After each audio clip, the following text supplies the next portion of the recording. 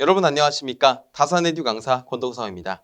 이번 강의는 자동 제어 및 반도체를 배우는 그런 단원이 되겠는데요. 우리가 이것을 배우기 전에 제가 몇 가지 말씀드릴 사항이 있습니다. 어떤 것이냐고요? 바로 이 전기공사기사와 전기공사 산업기사에 대한 내용인데요. 전기공사기사는 기사 자격증이기 때문에 사과목에 어떤 학문이 있냐면 회로이론과 제어공학이 있어요. 그래서 이 제어공학에서 이 자동 제어를 다루잖아요. 그러니까 이 전기공사기사 출제 기준을 보게 되면은 전기응용 및 공사재료라는 과목 안에서 이 6장 자동 제어 파트는 출제되지 않는 것으로 나와 있습니다. 그 말은 무엇이죠? 곧 전기공사기사를 준비하시는 분은 6장에서 자동 제어에 대한 내용을 공부하지 않아도 된다. 즉, 지금 자동 제어 및 반도체 단원이 제어계의 기본 구성, 자동 제어계의 분류, 전달함수 이렇게 세 가지로 구성이 되어 있는데 전기 공사기사를 준비하시는 분은 이 세 번째까지는 공부하지 않으셔도 된다고요. 그러면은 전기 공사 산업기사를 치르시는 분들은 이것을 준비를 하셔야겠죠. 왜냐하면 4과목에 회로 이론밖에 없습니다. 그래서 제어공학이 애초에 포함이 되어 있지 않기 때문에 이 전기응용이라는 과목 안에서 이 자동 제어 파트에 대한 내용이 간단하게 나와요. 물론 이제 그 공사기사에 있는 제어공학, 4과목 회로이론 및 제어공학에서 다루는 그 제어공학에서의 내용보다는 조금 더 간단합니다. 너무 심화적인 내용을 다루는 것은 아니니까 너무 그렇게 큰 걱정은 안 하셔도 됩니다. 그래서 이번 강의는 전기공사기사를 준비하시는 분은 수강하지 않으셔도 됩니다. 아시겠죠? 그러면 한번 시작을 해보겠습니다. 자, 제어계의 기본 구성인데요. 우리 제어계의 기본 구성에는 개회로 제어계가 있고 두 번째로는 폐회로 제어계가 있습니다. 개회로 제어계는 개루프라고도 부르게 되고요. 폐회로는 폐루프라고도 부르게 됩니다. 자, 개회로 제어계를 하기 전에 우리가 결국에 자동 제어라고 하는 것은 무엇이냐면 인간이 할 일을 전기적인, 기계적인 것으로 자동으로 수행할 수 있도록, 그러니까 어떠한 목표값을 향해서 오차를 계속해서 수정해 나가면서 제어를 계속하는 방식을 우리가 자동 제어라고 하게 되는데, 여기 개회로 제어계는 순서에 따라 제어의 각 단계를 순차적으로 진행한다. 그래서 대표적인 예로 시퀀스 제어가 이에 해당한다. 이게 예를 들면 뭐냐면요. 간단한 예로서 우리가 갑니다, 길을. 가다가 멈춰요. 그러면 어떠한 버튼이 있어요. 버튼이 있다고 해볼게요. 그 버튼을 눌렀을 때 옆에 있는 램프가 점등이 되는 것이라고 해보겠습니다. 그러면은 내가 버튼을 누름으로 인해서 옆에 있는 램프가 점등이 된 거죠.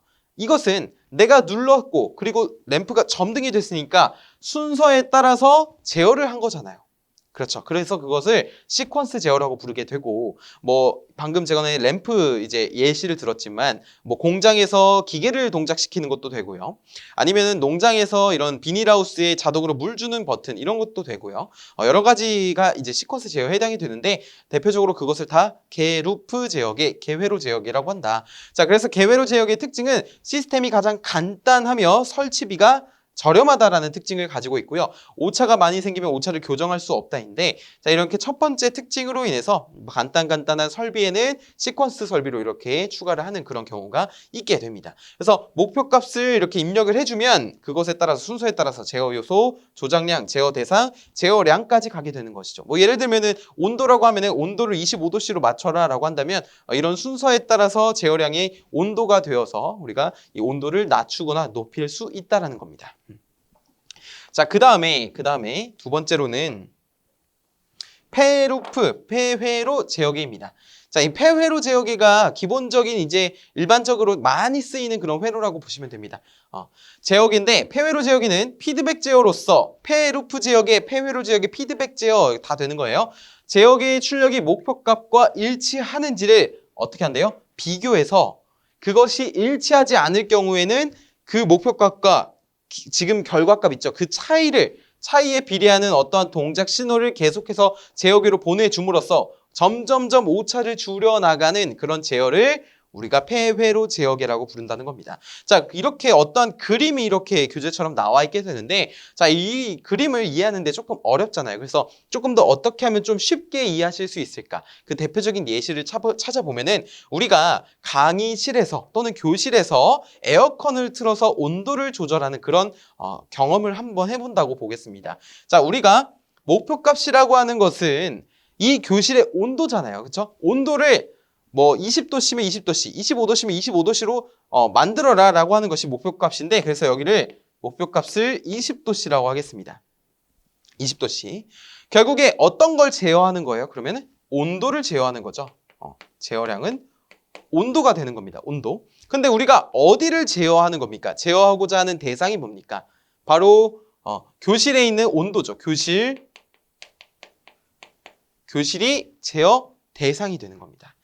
자, 그러면 이 기준 입력 요소라고 하는 것은 무엇이냐면, 기준 입력 요소는 우리가 에어컨에 리모컨으로 이렇게 뭐 온도를 줍니다. 그러니까 무슨 말이냐면은 20도씨로 맞추기 위해서 우리가 동작을 주잖아요. 근데 이게 뭐 사람의 말로 전달되는 것이 아니라 우리가 리모컨을 통해서 조작을 하는 것이기 때문에, 우리가 20도씨로 맞추고 싶으면 그 에어컨이 지금 20도씨로 맞추려고 하는구나라는 그런 신호를 받아들일 수 있어야 된다는 거예요.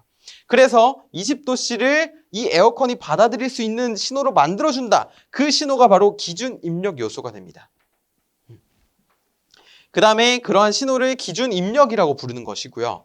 자, 그 기준 입력이 일로 오게 되는데, 우리가 이러한 과정을 통해서 온도를 비교했는데 20도씨까지 내려야 되잖아요. 지금 온도를 낮추는 작업이라고 하면. 근데 여기서 이 교실의 온도가 한 25도씨예요. 그러면은 25도씨랑 20도씨랑 5도씨랑 차이가 나네? 그러면은 온도를 더 낮춰야겠네 라고 이 시스템에서 판단을 하는 겁니다. 그럼 에어컨이 계속해서 실외기가 가동이 되겠죠? 그러면 그 부분이 어디냐면은 이 제어량으로 나온 이 출력 측의 온도를 다시 어디로? 검출부로 보내서 이것이 이 값과 목표값과 일치하는지를 비교합니다. 검출부를 지나서 비교부를 가서 비교를 한 다음에, 여기 보시면 이 마이너스 부호라고 하는 거는 이제 그냥 음의 괴한이라고 기억을 해주시면 되고, 어쨌든 이 비교하는 부분을 통해서 1로 들어옵니다. 그러면은 이 목표값과 이 출력값의 차이에 비례하는 동작 신호라고 하는 것이 존재해요. 그 동작 신호가 어디로 전달이 되냐면 조절부로 전달이 됩니다. 조절부. 조절부에서는 판단을 하는 거예요. 판단. 뭐라고요? 판단. 그래서 이 차가 지금 발생했네. 그러면 온도를 더 낮춰야 되지 라고 판단을 해주는 거고, 그 판단한 내용을 토대로 어디로 전달을 해주냐면 조작부로 전달을 해줍니다. 이 조작부는 조절부에서 판단한 내용을 토대로 행동을 하는 거예요. 판단, 행동. 그리고 그 조절부와 조작부를 전부 다 합쳐서 뭐라고 부른다고요? 제어 요소라고 부른다는 겁니다. 제어 요소. 이러한 과정을 계속해서 반복하면 어떻게 되는 거예요? 목표값인 20도씨로 가까워지는 거죠. 그래서 우리가 이러한 것을 뭐라고 부른다고요? 폐회로 제어기다라고 부르게 되는 것입니다. 자, 그리고 여기 보시면 외란이라고 있게 되는데, 여러분 외란은 뭘까요? 우리 에어컨 이렇게 틀어놨는데 간혹 이런 사람이 있어요. 그냥 창문을 열어버리죠. 강의실이나 교실에 굳이 에어컨을 틀어놨는데 덥다고 창문을 열어버리는 사람이 있어요. 그러면은 에어컨으로 인해서 온도가 내려가고 있었는데 창문 열면 어떻게 됩니까? 뜨거운 공기가 들어오죠. 그러면은 이 외란, 이것은 방해하는 거잖아요. 동작을. 그래서 이것을 우리가 외란이라고 부른다. 이거는 창문을 여는 거. 그래서 여기 보시면 하나 더 있죠. 자, 여기 보면은 조작량이라고 있게 되는데, 제어 요소가 제어 대상에게 주는 량을 조작량이라고 부르게 됩니다. 아시겠죠? 제어 요소는 조절부와 조작부로 구성이 되어 있는데, 그 제어 요소가 제어 대상에 주는 것을 조작량이라고 부른다라고 기억을 해주시면 되겠습니다. 자, 그래서 우리가 이것을 폐회로 제어계라고 하고 이 동작 신호를 목표값이랑 차이 나는 것이라고 해서 이거를 제어 편차라고도 부르게 됩니다. 다른 말로 그냥 오차라고 표현을 해요. 이 오차만큼 계속해서 신호가 비례해서 발생을 하는 겁니다. 자, 그래서 첫 번째 폐회로 제어계의 장점. 이 폐회로 제어계는 어떠한 장점을 갖고 있을까요? 여기를 이렇게 표현하면 되겠죠. 자, 보면은 첫 번째는 출력비, 그러니까 특성 변화에 대한 제어계의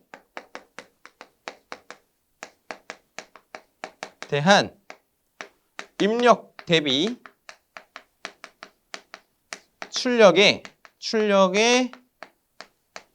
감도가 가 줄어들게 되더라. 이게 무슨 말이냐면은 그냥 외부 조건의 변화에 대해서 영향을 적게 받는다. 이런 말이 됩니다. 자, 그리고 두 번째는 제어계의 특성이 향상되고요.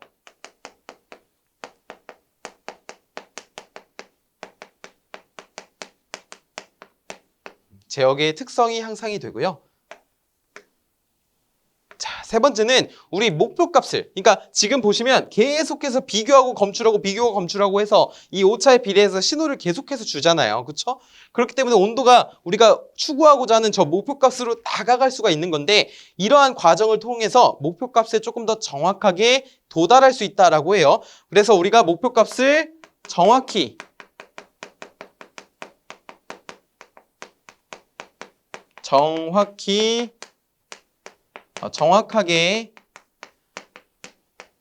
달성할 수 있다. 이걸 그냥 짧은 말로 정확성 증대라고 표현을 합니다. 자, 여기에 이제 더불어서 한 가지만 더 말씀드리면 감대폭이 증가합니다. 감대폭이라고 하는 것은 쉽게 말해서 대역폭이라고 보시면 됩니다. 대역폭이라고 하는 건요, 받아들일 수 있는 양이라고 보시면 돼요. 우리가 어디에 비유하면 좋냐면 페트병에다가 물을 담아야 돼요. 근데 페트병 보시면 입구가 어때요? 좁죠? 근데 거기다가 깔때기를 씌우면 어떻게 됩니까? 입구가 넓어집니다. 그렇죠? 그러면 이 깔때기는 어떤 역할을 하는 거예요? 많은 양의 물을 받아들일 수 있도록, 그렇죠? 도와주는 역할을 하는 겁니다. 그러니까 폭을 넓히는 거죠. 자, 그런 것을 생각하시면 되는데 결국에 이러한 감대폭, 즉 대역폭이 증가하게 되면은 한꺼번에 많은 신호를 받아들일 수가 있다. 그래서 조금 더 처리하는데 용이하다라고 볼 수가 있게 되는 것이죠. 자, 두 번째로 단점도 있겠죠. 단점. 자, 이렇게 어떠한 목표값을 정확하게 가다 보니까 어때요? 이렇게 노란색으로 적어볼까요? 어떨까요? 비싸겠죠. 설비가 복잡하고 가격이 비싸다. 그 다음에 제어기가 간혹 불안정해질 수 있다.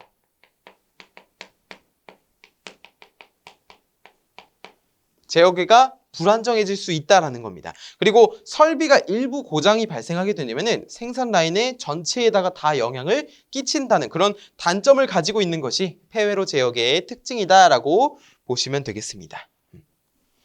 자, 그래서 우리가 이러한 내용을 토대로 3번에 보시면 용어 정의라고 있게 되는데 제가 지금까지 말씀드렸던 내용들을 그냥 종합해 놓은 거라고 보시면 됩니다. 그리고 이 용어 정의 중에서 용어 정의에 대해서 묻는 문제가 자주 출제되고 있어요. 그렇기 때문에 용어 정의 한번 쭉 정리를 해보시는 것을 권장을 드립니다. 대표적인 것은 동작 신호가 있고요. 동작 신호가 뭐라고요? 이 오차와 목표값의 차, 그러니까 기준 입력과 이 제어량이죠. 피드백 신호와의 차이에 비례해서 발생되는 요소, 이것을 동작 신호라고 했고요. 제어 요소는 이제 동작 신호를 조작량으로 바꿔주는 것을 제어 요소라고 했고요. 조절부는 제어 요소가 동작하는데 필요한 신호를 만들어서 어디에 조작부에 공급하는 부분. 조작부는 이제 조작량으로 바꿔서 제어 대상에 보내주는 부분. 그래서 이 제어 요소가 제어 대상에 주는 양을 조작량이라고 불렀습니다. 자, 그다음에 검출부, 제어량, 그리고 제어 편차, 제어 장치, 이 정도가 좀 주요한 내용이 되겠습니다. 이것만 좀 잘 기억을 해주시면 좋을 것 같아요. 자, 그다음에 우리 개념 확인 한번 풀어보겠습니다. 개념 확인 한번 지우고 풀어볼게요.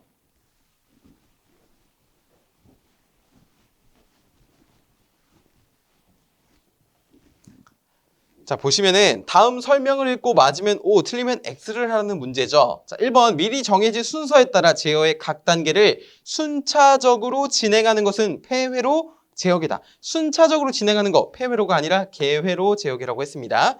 자, 오차를 수정할 수 없어요. 개회로 제어계는. 폐회로 제어계에서는 목표값이 일치하는지를 비교해서 오차를 수정할 수 있도록 검출부와 비교부를 갖고 있다. 맞는 설명이죠. 검출부, 비교부도 굉장히 중요합니다. 자, 폐회로 제어계에서는 제어계의 특성이 향상된다? 맞는 설명이죠. 제어 요소가 제어 대상에 가해주는 신호는 제어 신호는 제어량이 아니라 조작량이 됩니다. 그래서 X. 조절부와 조작부를 통틀어서 제어 요소라고 한다 하는데 제어 요소 맞습니다. 그래서 그 제어 요소가 제어 대상에 가해주는 게 조작량이 되는 것이죠. 그래서 XOO, XO가 되겠습니다. 정답으로. 자, 이어서 우리 이러한 자동 제어를 어떻게 분류할지 이것도 굉장히 중요한데 그 분류하는 방법에 대해서 한번 알아보겠습니다. 자, 보시면은 첫 번째로 목표값에 따른 분류예요. 목표값에 따른 분류라는 건 뭐예요? 목표가 무엇인지에 따라, 그러니까 목표값이 시간적으로 변화하지 않고 일정하면 정치 제어, 목표값이 시간적으로 변화하면 추치 제어라고 불러요. 그래서 우리가 이 정치 제어와 추치 제어는 목표값에 따른 분류구나라고 기억을 해줘야 됩니다. 아시겠죠? 정치 제어는 뭐라고요? 목표값이 변화하지 않는 거. 그러니까 한번 고정하면 안 변하는 거. 추치 제어는 목표값을 지정은 했지만 어떠한 요소들에 의해서 변할 수가 있는 거. 그것을 우리가 추치 제어라고 합니다. 목표값이 변하지 않는 이 정치 제어에는 크게 프로세스 제어와 자동 조정 제어가 있는데 이 뒤쪽에서 우리가 그 표에 대한 내용을 토대로 프로세스 제어가 무엇인지 자동 조정이 무엇인지 알아볼 것이고요. 추치 제어는 여기 보시면 추종, 프로그램, 비율 제어가 있게 되는데 이 세 가지 있죠, 여러분. 이 세 가지는 조금 더 다르게 분류가 나뉘어지게 됩니다. 다르게라기보다는 조금 더 세밀하게. 어떤 거냐면 제어 목적에 따른 분류가 이 세 가지가 되네요. 근데 그 제어 목적에 따른 분류 세 가지가 결국에 뭐냐면 이 목표가스에 따른 분류에서 추치 제어의 일부입니다. 그러니까 그 안에 그 안이 포함이 되어 있다. 이런 식으로 이해하시면 되는데 어쨌든 이 추치 제어에는 추종, 프로그램, 비율이 있습니다. 추, 프, 비. 어떤 것이 추종인지 보면은 자, 임의로 변화하는 제어. 그냥 목표값이 임의로 변화합니다. 그때 서버 기구를 말하게 되고 적용하는 거는 이제 대공포라든지 아니면 자동 평형계기라든지 아니면 추적하는 레이더 같은 거 있죠? 이런 것이 추종 제어가 되겠고 계속해서 따라가는 거죠, 목표를. 자, 프로그램 제어는 목표값의 변화가 미리 정해진 신호에 따라서 동작하는 거. 예를 들면은 어떠한 무인 엘리베이터 같은 것이 있을 거고요. 무인 열차 등도 있을 것이고 자판기, 우리가 생수를 누르면 생수가 나오고 뭐 콜라를 누르면 콜라가 나오잖아요. 그렇기 때문에 목표값의 변화가 미리 정해진 누르면 나오는 거. 이것을 프로그램 제어라고 표현을 하게 됩니다. 그 다음에 목표값이 다른 것과 일정한 비율 관계를 가지고 있는 거. 자, 이거를 우리가 배터리 등이라고 볼 수가 있게 되는 것입니다. 그러니까 비율적으로 변화하면 비율 제어가 되는 거예요. 자, 그 다음에 제어량의 성질에 따른 분류도 한번 살펴보겠습니다. 자, 서버 기구, 프로세스 제어, 자동 조정 이렇게 세 가지로 구분이 되는데 앞서 보여드렸던 그런 표에서처럼 서버 기구는 추종 제어의 일부죠. 자, 이거는 결국 위치, 방위, 자세, 거리, 각도와 같이 이런 기계적인 위치라든지 방향이라든지 아니면 자세 등 이런 것들을 기계적인 변위를 제어량으로 하는 제어. 이것을 우리가 서버 기구다라고 표현을 합니다. 그래서 목표의 임의의 변화에 계속해서 추종하도록 하는 그런 제어를 말하게 되죠. 프로세스 제어는 밀도, 농도, 온도, 압력, 유량, 습도처럼 어디서 사용하는 공정 과정에서 사용되는 공정 제어라고 하여 저렇게 공정 제어로 쓰지만 대부분의 공정 제어는 우리 생각을 해보면 공정에서는 이 목표값이 바뀌지가 않습니다. 그래서 결국에 뭐예요? 이 정치 제어의 일부죠. 그래서 이전에 여기서 우리가 정치 제어에는 종류가 프로세스 제어와 자동 조정 제어가 있다라고 표현을 했는데 여기 보시면 프로세스 제어가 지금 공정 제어로 적혀 있긴 하지만 어쨌든 대부분의 공정 제어는 정치 제어다라고 보시면 되겠습니다. 그래서 여기도 정치 제어가 되는 것이에요. 그런데 프로세스 제어는 여기서 핵심이 이겁니다. 공정 제어가 되는 거예요. 공정 제어. 그러니까 결국에 온도, 압력, 습도. 그러니까 문제에서 이럽니다. 다음 중 프로세스 제어의 구성 요소로 옳지 않은 것은 틀린 것은? 이라고 물어본다면 여기 중에 해당이 안 되는 나머지 하나가 정답이 되겠죠. 아시겠죠? 자, 세 번째는 자동 조정입니다. 자동 조정은 뭐냐면 전류, 전력, 전압, 주파수, 역률과 같은 그런 것들을 제어량으로 하는 제어를 우리가 자동 조정이라고 불러요. 근데 그 예시는요. AVR이라고 해서 자동 전압 조정기 그리고 AFC라고 해서 자동 주파수 조정기 등이 우리가 예시다라고 보시면 되겠습니다. 자, 그래서 우리 제어량의 성질에 따른 분류를 물어봤다. 그러면은 서버, 프로세스, 자동 조정 세 가지를 꼭 기억을 해주시면 되겠습니다. 자, 세 번째는 제어의 동작에 의한 분류입니다. 제어의 동작에 의한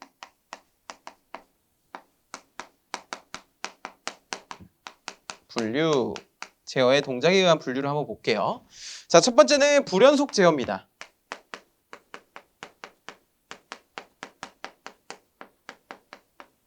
근데 불연속 제어라고 하는 거는 어렵게 생각하실 필요 없습니다. 그러니까 연속되지 않는 제어를 말해요. 보통 이제 온오프 방식 이런 걸 다 불연속 제어다라고 부르게 됩니다. 자, 두 번째, 그러면 연속 제어가 이제 중요하게 되는데 연속 제어를 한번 살펴보겠습니다. 첫 번째는 비례 제어예요. 비례 제어.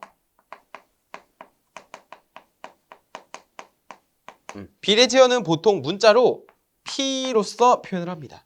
이 비례 제어는 뭐냐면요. 잔류 편차라고 하는 것이 있는데 남아있는 편차라는 거죠. 반응이 제어가 끝나고 잔류 편차가 존재하는 제어 방식을 비례 제어라고 합니다. 단순한 비례 제어. 자, 그래서 만약에 문제에서 잔류 편차가 존재하는 제어 방식은 이라고 물어본다면 비례 제어 방식이다라고 대답을 해주시면 됩니다. 그것을 묻는 문제가 심지어 출제가 됐고요. 자, 두 번째는 우리 표에 따르면 미분 제어죠. 미분 제어. 미분 제어는 말 그대로 미분 과정을 통해서 우리가 이것을 D로서 표현을 하게 되는데 미분 과정을 통해 오차를 사전에 방지하는 거예요. 그래서 이것을 레이트 동작이다라고 표현을 하는데 오차를 미연에 방지하는 그런 제어 방식을 미분 제어라고 하는 겁니다. 자, 그 다음에 세 번째로 적분 제어가 있는데요. 적분 제어는 인테그럴이라고 해서 i로서 표현을 하게 되는데 자, 이거는 아까 전에 비례 제어에서는 잔류 편차가 존재한다라고 했죠. 자, 이 적분 제어에서는 잔류 편차를 제거하게 됩니다. 제거. 그 다음에 네 번째로 어떤 것이냐면 비례 미분 제어가 있죠. 비례 미분 제어. 자, 이거는 문자로 PD로서 표현을 합니다. PD인데 우리 이것은요. 이 비례 제어와 미분 제어의 특징을 다 갖고 있습니다. 자, 첫 번째는 소극성을 조금 더 향상시킨 것이고 빠르게 응답하는 특성이에요. 그런데 미분 제어 자체가 이제 사전에 방지긴 하지만 어쨌든 여기서 잔류 편차가 존재하기 때문에 비례 제어에서 자, 여기서 잔류 편차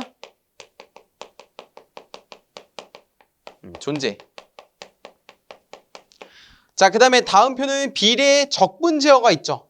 비례 적분 제어. 여기 보시면 잔류 편차 제거가 이 비례 적분 제어의 핵심이 되는데 적분 제어에서 바로 잔류 편차를 제거하는 것을 알 수가 있죠. 그래서 여기는 잔류 편차 제거.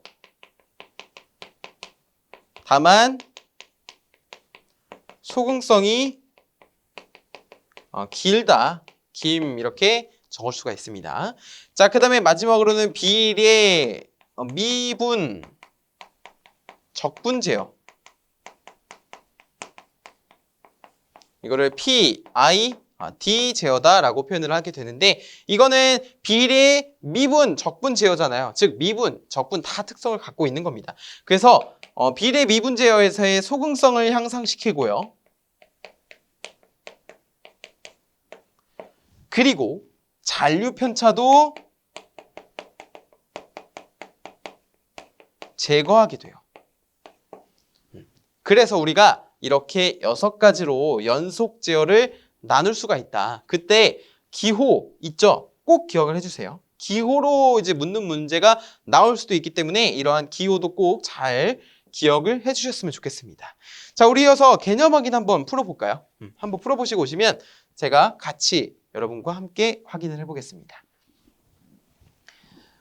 자, 볼게요. 다음 설명을 읽고 맞으면 O, 틀리면 X를 하라는 문제입니다. 목표값이 시간에 따라 변화하지 않고 여기서 이미 정답이 나왔죠. 목표값이 시간에 따라 변화하지 않는 거 바로 정치 제어가 됩니다. 일정한 제어를 추치가 아니라 정치라고 했죠. 자, 그 다음에 목표값이 시간에 따라 변화하고 그것의 제어량을 추종하도록 하는 제어를 정치 제어라고 한다? 아니죠. 추치 제어입니다. 목표값이 변화해야 되니까. 세 번째는 추치 제어에는 추종, 프로그램, 비율 제어가 있다. 추프비. 맞는 설명입니다. 이것도 맞고. 자, 밀도, 농도, 유량, 습도, 온도와 같이 공정 제어 요소를 제어량으로 하는 제어를 프로세스 제어라고 합니까? 공정? 맞는 설명이죠. 5. 그다음에 다섯 번째 서버 기구는 속도, 변위, 어떤 전류, 전력 등의 전기적인 기계적 양을 제어량으로 하는 거. 그러니까 서버 기구라기보다는 이게 자동 조정에 관련돼 있죠. 이거 변위는 지워주시고, 자, 이 서버 기구라고 하는 거는 우리 어떤 거예요? 기계적인 변위를 제어량으로 하는 겁니다. 그래서 뭐 위치, 방위, 자세 이런 대공포에 쓰이는 그런 것들을 조절하는 게 제어량으로 하는 게 서버 기구고요. 이런 제어량의 속도라든지 아니면 전류, 전력 등의 역률, 주파수 등의 이런 전기적인 양, 기계적인 양들을 제어량으로 하는 거는 서버 기구가 아니라 자동 제어가 됩니다. 자동 제어. 아시겠죠? 자, 그다음에 여섯 번째 비례 미분 제어는 소궁성을 향상시키지만 잔류 편차는 여전히 존재한다. 비례 미분 제어. 잔류 편차 존재하죠. 왜냐면은 적분 제어에서 잔류 편차를 제거하는 거니까 5가 되겠습니다. 이건 X가 되겠고. 자, 일곱 번째는 잔류 편차가 발생하는 제어를 적분 제어라고 한다. 잔류 편차가 발생하는 거는 적분 제어가 아니죠. 적분 제어는 잔류 편차를 제거하는 제어라고 했습니다. 그래서 7번에는 X를 골라주시면 되겠습니다. 자, 다음은 우리 전달 함수에 대해서 좀 알아보겠습니다. 전달 함수. 자, 여러분 근데요. 이 전달 함수를 하기 전에 제가 조금 정리를 하고 넘어갈 것이 있습니다. 자, 어떤 거냐면 우리 교재 보시면요. 교재 보시면 비례 요소도 있고요. 그 다음에 적분 요소도 있고요. 미분 요소도 있고요. 1차 지연 요소도 있죠. 그렇죠? 그래서 우리가 대표적으로 비례, 미분, 적분, 1차 지연 이 네 가지만 회로를 통해서 이 전달 함수를 구하는 것을 조금 알아보려고 해요. 괜찮으시죠? 그러니까 결국에 뭐냐면 일단 전달 함수라고 하는 거는 입력 신호의 라플라스 변환에 대한 출력 신호의 비예요. 입력에 대한 출력의 비라는 거예요. 그때 이것을 전달 함수라고 하는데 전달 함수가 입력분의 출력이 된다고요. 근데 시간에 따른 t에 대한 함수였다면 이제 라플라스 변환을 해서 S, 라플라스로 표현을 하겠다라는 겁니다. 자, 그래서 이것을 이제 전달 함수라고 하는데 여기 교재 보시면 비례 요소 K, 미분 요소 KS, 적분 요소 S분의 K 이런 식으로 되어 있죠. 자, 이것에 대해서 조금 더 제가 정리를 간단하게 해드리려고 해요. 자, 첫 번째는 그냥 빈 공간에다가 같이 기억을 해주세요. 비례 요소입니다. 비례 요소. 비례 요소는 그냥 저항에 대한 것이라고 보시면 되겠고요. 저항. 그래서 우리가 예를 들어서 여기에 저항이 하나 있고요. 자, 이쪽에도 저항이 하나 있습니다. 자, 여기는 끊어진 것이 아니라 그냥 단자를 하나 이렇게 낸 거예요. 그냥 이 양단 간의 전압을 측정하기 위해서 낸 거고, 자, 여기에다가 이렇게 V의 R로서 표현을 하겠습니다. 이게 뭐예요? 이 저항의 전압이라는 거예요. 근데 전압이 그냥 걸리면 안 되죠. 자, 이쪽에는 어떠한 입력 VI라고 할까요? 이런 입력이 있고, 자, 이렇게 되어 있습니다. 그러니까 이게 뭐냐면 저항 두 개가 직렬로 연결이 되어 있는 거예요. 여기 전원이 있고요. 이렇게 가서 이렇게 저항 두 개가 직렬로 연결이 되어 있습니다. 그러면 우리 저항의 직렬 접속에서 이쪽 저항에 걸려있는 전압 VR을 구하려면은 전압 분배 법칙 아시죠? 전압 분배 법칙을 이용해서 계산을 해야 되는데 결국에 VI 다시 VR이라고 하는 것은 여기를 R1이라고 할까요? R1 여기를 R2라고 하겠습니다. 자, R1 더하기 R2분의 어떤 거 되죠? R2가 되죠. 왜냐면 전압은 저항이 비례하니까. 그럼 여기서 VI가 될 겁니다. 맞습니까? 그런데 제가 이제 전달함수, 이 자동 제어에서 전달함수는 라플라스에 대해서 한다 그랬어요. 그럼 여기를 시간에 따른 함수 t, 여기도 t라고 했다면 자, 여기는 이제 S가 되는 거죠. S. 여기도 S로 표현을 할 겁니다. 아시겠죠? 자, 그래서 어쨌든 R1 플러스 R2분의 R2 곱하기 VIS가 VRS가 되는 건데 우리가 전달함수 뭐라고 했다고요? 전달함수 GS는 입력분의 출력 전압이에요. 입력분의 출력 전압. 그러면은 이것을 넘겨주면은 전달함수가 되겠죠? 그러면 VI의 S분의 VR의 S가 되죠? 맞습니까? 자, 그러면 이러면 어떻게 되는 거예요? 이러면 R1 플러스 R2 분의 R2가 되는 것이죠. 이게 뭐냐면 이게 어떠한 상수 K라고 하는 거예요. 그래서 비례의 요소는 K가 됩니다. K. 자, 그 다음에 두 번째는 우리 미분 요소 볼게요. 미분 요소. 미분 요소는 쉽게 말해서 그냥 직렬로 연결된 리액터라고 보시면 돼요. 그래서 어떤 거냐면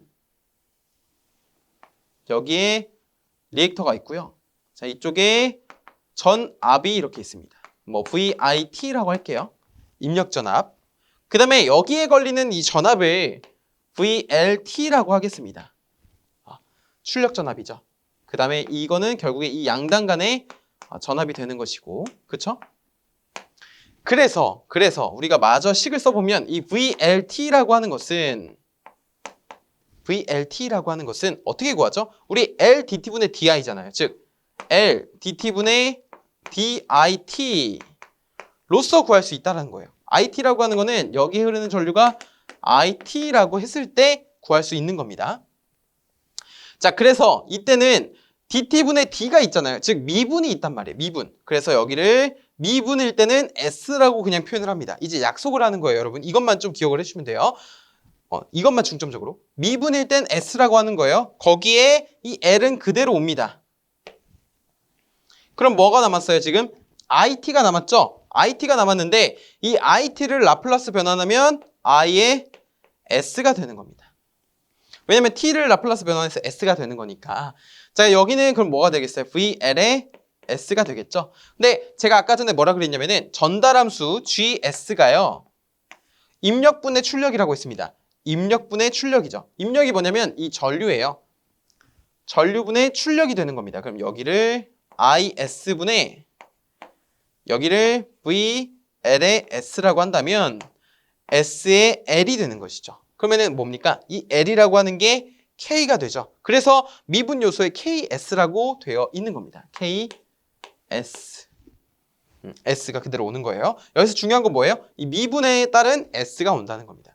그 다음에 세 번째로 적분 요소입니다. 적분 요소.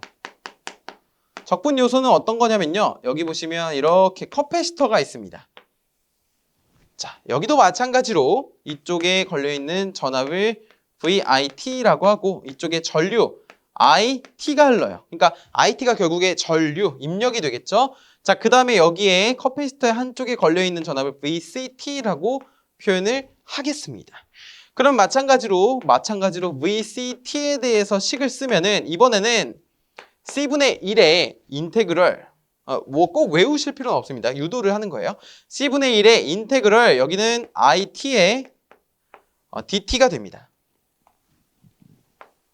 아까는 L의 DT분의 DIT였는데 미분이었는데 여기는 C분의 1의 적분, IT를 적분한 거예요. 여러분 여기서 이제 C분의 1은 그대로 있을 거잖아요. 그쵸? 근데 여기 뒤가 궁금하시잖아요. 뒤에는 어떻게 하냐면 인테그럴 DT는 무엇으로 바뀌냐면요. S분의 1로 바뀝니다.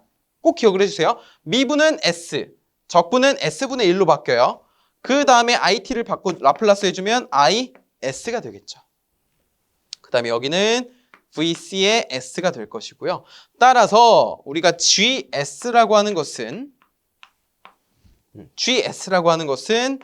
IS분의 VC의 S가 되어서 그러면은 어떻게 되는 거예요? CS분의 1이 되는 것이죠. 그러면 K가 뭐가 되는 거예요? C분의 1이 K가 되는 것입니다. 그래서 여기가 C분의가 아니라 S분의 K가 되는 것이에요. 아시겠습니까? 자, 그래서 우리가 지금 비례, 미분, 적분까지 했는데 마지막으로 1차 지연 요소 한번 보겠습니다. 1차 지연.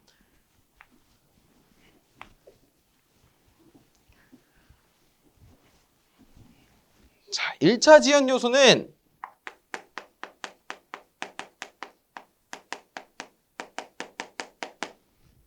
저항과 커패시터가 존재해야 됩니다. RC 직렬 회로. 그래서 이쪽에는 저항, 이쪽에는 커패시터가 있어야 돼요.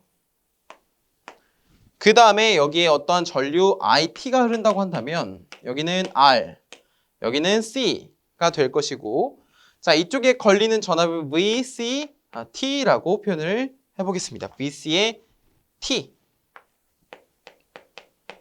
이렇게 되겠죠. 자, 그러면은 우리가 이렇게 표현을 할 수가 있을 것 같아요. 여기도 VI라고 되고 이렇게 나타나요. 그렇죠? 자, 우리가 먼저 전달함수를 나타내야 되는데 여기 걸리는 전압을 한번 볼 거예요. 여기를 VCS라고 했잖아요. VCS라고 한 다음에 이제 이 RC 직렬인데 자, 여기에 걸려있는 전압, 입력 전압이 여기에 걸리고 여기에 걸릴 거 같잖아요. 왜냐면 직렬이니까 분배가 될 거란 말이에요.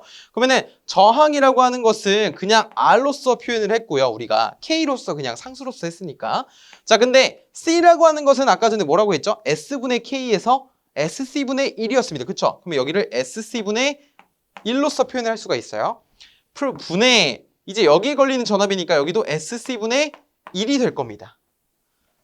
다시 전압이라고 하는 건 여기와 여기 분배가 되는데 R, C에 다 나눠서 걸릴 거잖아요. 그때 R은 그대로 비례 요소니까 나오게 되고 C는 적분 요소이기 때문에 SC분의 1로 나온다고요. 근데 이 여기에 걸리는 전압에 대해서 지금 나타내는 거니까 여기는 SC분의 1이 되는 겁니다. 여기에다가 물론 입력 전압 VIT를 VIT보다는 S로 곱해줘야겠죠. 이렇게 이해되세요? 그러면은 우리가 전달함수라고 하는 건 GS라고 하는 거는 VIS 분의 VC의 S잖아요. 그렇죠. 그러면은 여기를 정리를 해보면 R 더하기 SC분의 1분의 SC분의 1이란 말이에요. 근데 뭔가 모양이 이쁜가요? 모양이 안 이쁜 것 같아요. 그래서 어떻게 바꿔줄 거냐면은 여기에다가도 SC를 곱하고 여기에다가도 SC를 곱할 겁니다. 그러면은 분자가 어떻게 되죠? SC 지워지니까 1이 되고 여기는 어떻게 되죠? SCR 플러스 1이 됩니다. 그래서 여기를 SCR 플러스 1로 써놓아요. 이것이 바로 뭐라고요? 1차 지연 요소의 전달함수라고요. 근데 교재 보시면 1 플러스 TS라고 해서 T는 샘플링 주기라고 나와 있는데 그쵸? 1 플러스 TS입니다. T가 뭐예요 그러면은? 이 CR이 샘플링 주기 T구나 라는 것을 알 수 있죠. 다음과 같은 형태로 나타나기 때문에 우리가 이것을 1차 지연 요소라고 부르게 되는 것입니다. 아시겠죠? 그래서 우리가 지금 여기까지 했잖아요. 웬만한 문제는 다 풀 수 있습니다. 전기 응용에서 출제되는 전달함수는 지금 이 부분만 아시면 다 풀 수 있어요. 그 다음에 2차 지연 요소에 S제곱 플러스 이 지타, 이제 꼬부렁꼬부렁 돼 있는 게 지타거든요. 그 지타가 감쇄비라고 부르는 겁니다. 감쇄비. 그 다음에 그 옆에 보시면 오메가 N이라고 있는데 오메가 N은 고유각 진동 주파수예요. 고유각 주파수. 그 다음에 S 플러스 오메가 N의 제곱분의 오메가 N의 제곱인데 2차 지연 요소 같은 경우는 그냥 식의 형태만 기억을 해주시면 되겠습니다. 자, 그 다음에 부동작 요소도 마찬가지로 지연 시간 T라고 하는 것이 존재하게 되는 것인데 단위계당 함수가 동작하지 않을 때를 의미하는 것으로 이것도 마찬가지로 식의 형태만 기억을 해주시면 되겠습니다. 우리가 지금 제가 이제 전달함수를 설명드리면서 여기 추가 요소를 말씀드렸어요. 비례, 미분, 적분, 비례, 여기는 1차 지연이죠. 이렇게 네 가지를 설명을 드렸는데 이 네 가지는 제가 했던 것 그림 한번 그려보시고 스스로 한번 유도를 해보시는 것을 권장을 드립니다. 한 번만 해보시면 어떠한 문제가 출제되든지 간에 풀이하실 수 있을 거예요. 너무 어려운 건 안 나오니까. 자, 그래서 K, KS, S분의 K, 1 플러스 TS분의 K 이렇게 나오게 된다라는 것만 말씀드립니다. 자, 이렇게 제가 어떠한 그림을 같이 그려놓고 여기 MS라는 전체 전달함수를 나타내는 식도 표현을 해두었습니다. 자, 먼저 블록 선도라고 하는 것은 우리가 이 제어의 시스템을 조금 더 알기 쉽게 블록으로 나타낸 것을 블록 선도라고 하고요. 신호 흐름 선도는 그 블록 선도를 조금 더 쉽게 이해할 수 있도록 신호의 흐름으로 나타낸 것을 신호 흐름 선도라고 합니다. 자, 먼저 보시면은 RS분의 CS라고 하는 건 결국 전체 전달 함수예요. 그래서 우리가 이렇게 블록 선도로 주어진 경우도 있을 것이고 문제에서 신호 흐름 선도로 주어진 경우도 있을 것입니다. 먼저 위에 블록 선도로 주어진 경우에는 GS라고 하는 것이 먼저 있을 겁니다. GS는 뭐냐면 순방향 전달 함수예요. 순방향 전달 함수라고 하는 것은 입력 측에서 출력 측으로 가는 과정, 이 방향에서의 모든 이득의 곱을 다 순방향 전달 함수라고 말하게 되고요. 그 다음에 HS라고 하는 것은 되먹임 전달 함수 또는 피드백 전달 함수라고 합니다. 그래서 다시 되돌아간다라고 해요. 자, 그래서 여기에 보시면 부호가 마이너스로 되어 있습니다. 보이세요? 마이너스가 기본 부호인 거예요. 그러면은 여기 보시면 HS가 있잖아요. 자, 그래서 우리가 이 RS분의 CS를 전체 전달함수라고 하게 되는데 1 플러스 GS, HS분의 GS로 돼 있어요. 여기서 GSHS는 게루프 전달함수라고 합니다. 그래서 문제에서 이게 전체 전달함수가 주어졌는지 게루프 전달함수가 주어졌는지를 먼저 구분을 해주셔야 되고요. 게루프 전달함수가 주어졌을 경우에는 전체 전달함수는 다음과 같이 구하게 되는데 여기 보시면 부호가 플러스로 되어 있습니다. 근데 제가 아까 전에 여기 마이너스 기억하시나요? 이 마이너스로 인해서 여기가 플러스가 된 거예요. 그 말은 뭐냐면 기본 부호가 1-GSHS인데 여기가 마이너스가 됨으로써 1 플러스 GSHS가 된 거예요. 그러니까 이렇게 된 거죠. 1 마이너스 GSHS가 된 거예요. 그래서 마이너스와 마이너스가 만나서 플러스가 된 겁니다. 아시겠죠? 이 점을 좀 기억을 해주시고 우리가 블록선들을 볼 때 이 마이너스 부호를 눈여겨 봐주셔야 된다는 거예요. 자, 그리고 이제 신호흐름 선도로 넘어오게 되는데 신호흐름 선도로 넘어오게 되면 RS가 R로 바뀌고 CS가 C로 바뀝니다. 그 다음에 1 놓고요. 여기 보시면 GSHS가 있는데 아까 전에 HS 부호가 마이너스라고 했으므로 여기가 이렇게 마이너스 H라고 바뀐 것입니다. 그러니까 이 위에 있는 블록선들을 여기로 신호의 흐름 선도로 바꿔준 거예요. 그 신호흐름 선도로 바꿨을 때 전달함수는 다음과 같이 구할 수 있다는 겁니다. 근데 지금 굉장히 내용이 복잡해 보이잖아요. 우리가 예시 하나만 풀어보면 쉽게 이해하실 수가 있습니다. 저와 함께 풀어볼게요. 자, 옆에로 오시면 여기 보시면 어떠한 신호 흐름 선도가 있죠. 제가 이쪽을 R이라고 하고요. 자, 이쪽을 C라고 하겠습니다. 준비되셨죠?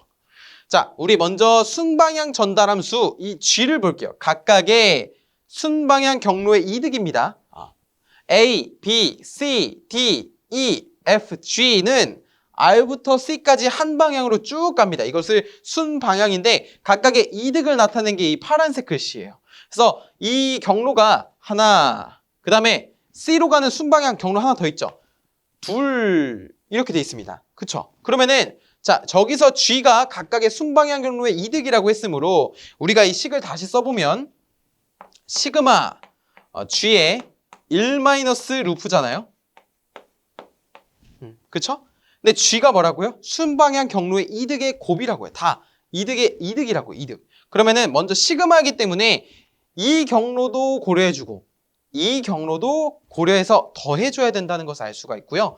자, 여기서 먼저 이 하나의 경로를 적어보면 A, B, C, D, E, F, G가 되죠. 맞습니까? 그런데 여러분 잘 보시면 이 경로상에 만나는 루프가 있을까요? 만나지 않는 루프. 만나지 않는 루프. 루프라고 하는 건 제가 빨간색으로 그려놓은 겁니다. 다시 되돌아가는 거죠. 근데 이 경로에는 되돌아가는 경로를 다 포함하고 있습니다. 맞습니까? 여기 만나잖아요. 여기 두 개가 만나잖아요. 그래서 루프가 이제 만나지 않는 게 없는 거예요. 만나지 않는 게 없는 거예요. 그러면 여기가 1-0이니까 1이 되죠. 그러면 여기가 A, B, C, D, E, F, G 그냥 됩니다.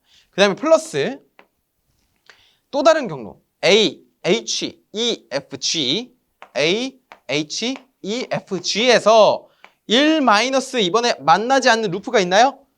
있죠. CI잖아요. 그러니까 이 경로의 이득은 CI가 된다고요. 그러면 CI가 됩니다. 이렇게 해준 거예요. 이게 뭐라고요?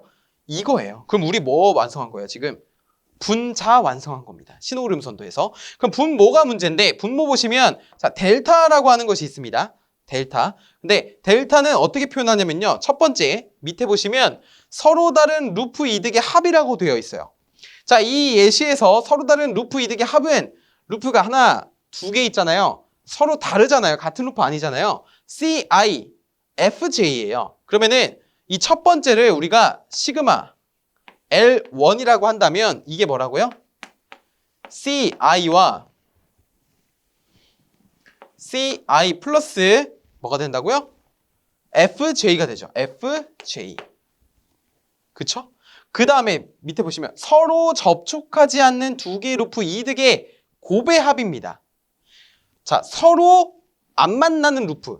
마찬가지로 여기도 안 만나고요. 여기도 안 만납니다. 맞습니까? 그러면은 CI에다가 FJ를 곱해주게 되는 거예요.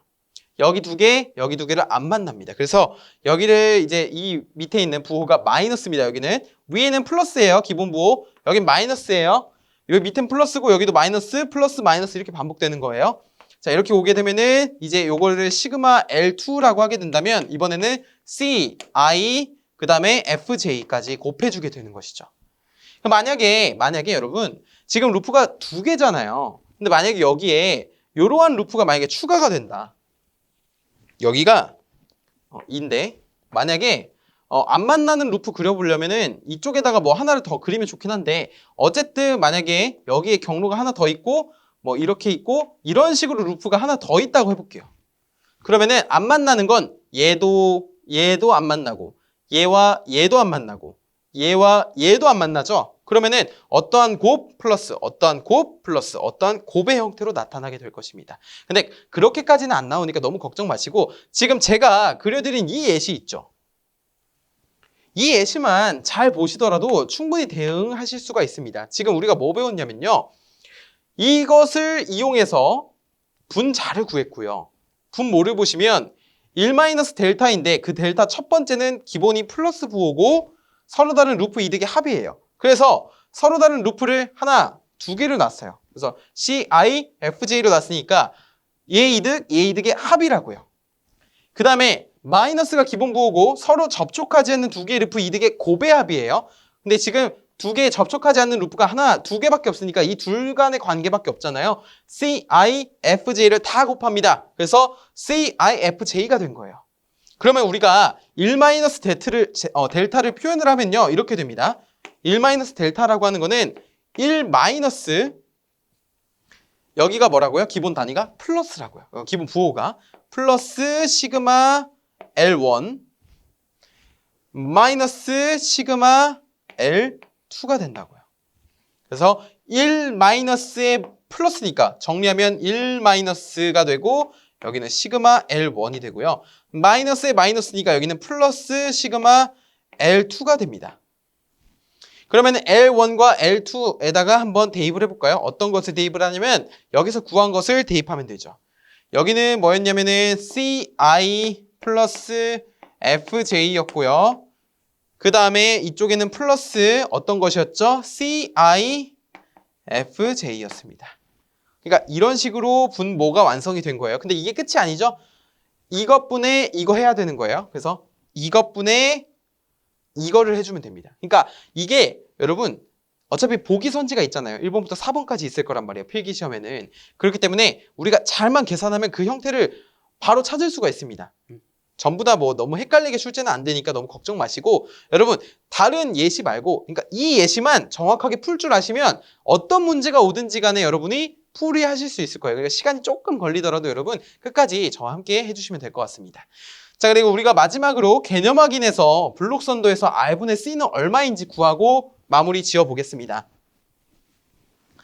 자, 이렇게 블록선도가 나오게 되면은 우리가 간단한 블록선도면 아까 전에 MS는 1 플러스 GS HS분의 GS 이렇게 구할 수 있겠는데 이거 같은 경우는 신호흐름 선도로 바꿔줘야 돼요. 신호흐름 선도로 바꾸면은 자, 여기는 이제 R, G1, G2, G3, G4가 있는데 자, 루프가 이렇게 하나가 있고요. 네, 루프가 이렇게 하나가 있습니다. 그쵸? 자, 그래서 우리가 먼저 순방향 전달함수를 먼저 찾아보면은요. R부터 C까지 갈 때 순방향 전달함수는 G1, G2, G3가 있어요. 그러면은 시그마 G의 1-루프에서 순방향 전달함수, 즉 여기 신호름선으로 바꾸면 이득이겠죠? 그것은 G1, G2, G3가 되는데 만나는 루프, 만나지 않는 루프는 없기 때문에 그냥 G1, G2, G3 그대로 되고 이제 1-델타로 나타내야 되는데 델타 첫 번째가 서로 다른 루프 이득의 합입니다. 그래서 이 루프의 이득은 G2, G3고요. 이 루프의 이득은 G1, G2, G4입니다. 그쵸? 그러면 1-델타에서 1- G2, G3 더하기 G1, G2, G4가 되는 것이죠. 그래서 어쨌든 전체 전달 함수 R분의 전체 신호죠. R분의 C라고 하는 것은 1 마이너스 G2, G3 여기 마이너스고 여기도 마이너스죠. 마이너스 G1 마이너스 G2, G4가 되고 분자에는 G1, G2, G3가 된다라는 것을 여러분 좀 기억을 해주시면 되겠습니다. 아시겠죠? 자, 이렇게 되는데 여러분 근데 중요한 게 있습니다. 자, 여기 보시면 이거예요. 제가 지금까지 이제 일종의 연기를 했던 건데 자, 마이너스가 붙어 있잖아요. 마이너스. 그럼 여기가 뭐가 된다고요? 마이너스 붙는다고요. 여기도 뭐가 된다고요? 마이너스가 붙는다고요. 마이너스. 그쵸? 그러면은 마이너스니까 여기가 플러스가 됩니다. 그래서 답이 뭐예요? 이게 되는 거예요. 아시겠습니까? 자, 우리가 지금 어떠한 예시를 배웠는데 좀 어려울 수 있어요. 하지만 제가 앞서 말씀드렸던 것처럼 아까 전에 그 예시만 완벽하게 하신다면은 충분하게 대응하실 수가 있을 것입니다. 자, 이렇게 해서 우리가 전달함수까지 첫 번째 자동 제어 파트를 마무리 지었습니다. 학습하시다가 궁금하신 사항이 생기시면 언제든지 물어보셔도 좋고요. 저는 또 다음 강의에서 찾아뵙도록 하겠습니다. 감사합니다.